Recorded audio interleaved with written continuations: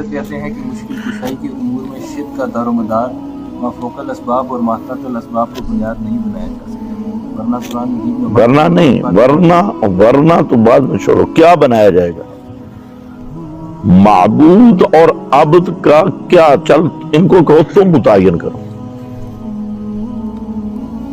شرک کا بنیاد یا معیار شرک توحید کا کیا ہوگا؟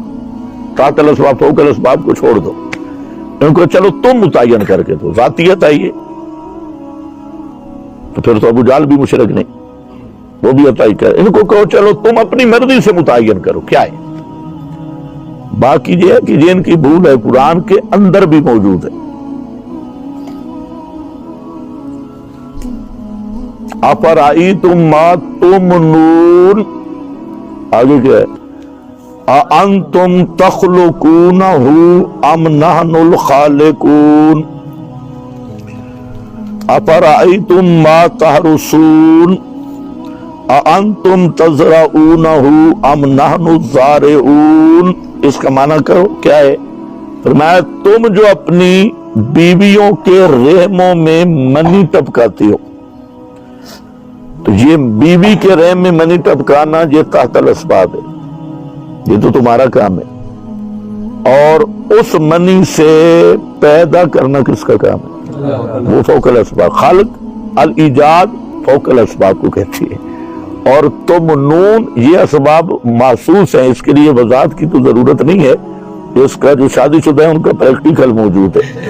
اور ساتھ یہ ہے کہ مشرک کبھی محتاط الاسباب مدد مانگتے ہی نہیں کہ پیر کو لے آئے تمنون کے مقام پہ اور پیر سے افتتاح کرائے کہ تو رحم میں منی ٹپکا دے، تو وہ نہیں، وہ بھی مدد مانگتا ہے، منی جو خود ٹپکاتا ہے اور پیر کو کہتا ہے بیٹا دے، وہ دینا کون سا ہوتا ہے؟ وہ خلق ہے۔ اسی طرح فرمایا کہ افرأیتم ما تحرثون، بتاؤ مجھے زمین میں جو تم بیج ڈال کے آتے ہو، ایک تو رحم میں بیج ہے، ایک زمین میں بیج ہے، اب زمین میں جو بیج ڈالنا یہ اسباب کے ساتھ ہوتا ہے یا بغیر اسباب؟ تو اس لیے تم جو ڈالتے ہو یہ تحت الاسباب ہے۔ آگے فرمایا اَأَنْتُمْ تَزْرَعُونَهُ أَمْ نَحْنُ الزَّارِعُونَ، اس بیج سے کوپل نکالنا، کھیتی اگانا، یہ کیا ہے؟ یہ تم کرتے ہو یا ہم کرتے ہیں؟ پھر اسی طرح اِذْ رَمَيْتَ مَا رَمَيْتَ اِذْ رَمَيْتَ وَلَٰكِنَّ اللَّهَ رَمَىٰ، کیا ہے؟ اِذْ رَمَيْتَ جب آپ نے مٹھی پھینکی مٹی کی، مَا رَمَيْتَ آپ نے نہیں پھینکی، وَلَٰكِنَّ اللَّهَ رَمَىٰ لیکن اللہ نے پھینکی ہے، تو اب یہاں تحت الاسباب فوق الاسباب کو نکالو تو آیت کا معنی کوئی نہیں بنتا۔ ادھر فرمایا اِذْ رَمَيْتَ پھر مَا رَمَيْتَ، جب آپ نے مٹھی پھینکی، آپ نے نہیں پھینکی، اللہ نے پھینکی، اس کا کیا معنی ہوگا؟ تو معنی یہی ہے کہ آپ نے مٹھی پھینکی، مٹی کی مٹھی پھینک دینا یہ تحت الاسباب ہے، ہر آدمی کر سکتا ہے، لیکن ایک مٹھی مٹی کی وہ لشکر کی آنکھوں میں پہنچ جائے اور لشکر اندھا ہو جائے، یہ فوق الاسباب امر ہے۔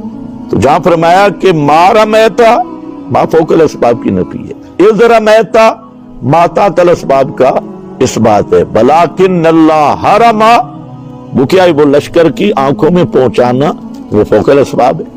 تو یہ جو بدعتی ہوتا ہے یہ بیچارہ قرآن سمجھ ہی نہیں سکتا، تو اس لیے ان کو کہو چلو ہم تحت الاسباب فوق الاسباب سے پیچھے ہٹاتے ہیں، تم کوئی بنیاد متعین کر دو، لیکن شرط ہماری ایک ہے کہ شرک اور توحید کا ایسا معیار مقرر کرو کہ تم مباحث ثابت ہو اور ابو جہل مشرک رہے، ایسا معیار نہیں بنانا کہ مکہ والے مشرک بھی مباحث بن گئے تمہاری طرح، تو وہ منصوص مشرک ہے، تو لے آؤ ہم دیکھیں گے۔ باقی جو ہم کہہ رہے ہیں، ہم انشاءاللہ یہ جو رفع الاشتباہ کتاب ہے اس میں 20 حوالے میں نے اس پہ دیے ہیں، 20 حوالے، اور تمام ائمہ عقائد کے بھی، مفسرین کے بھی، حتیٰ کہ صوفیاء کے بھی،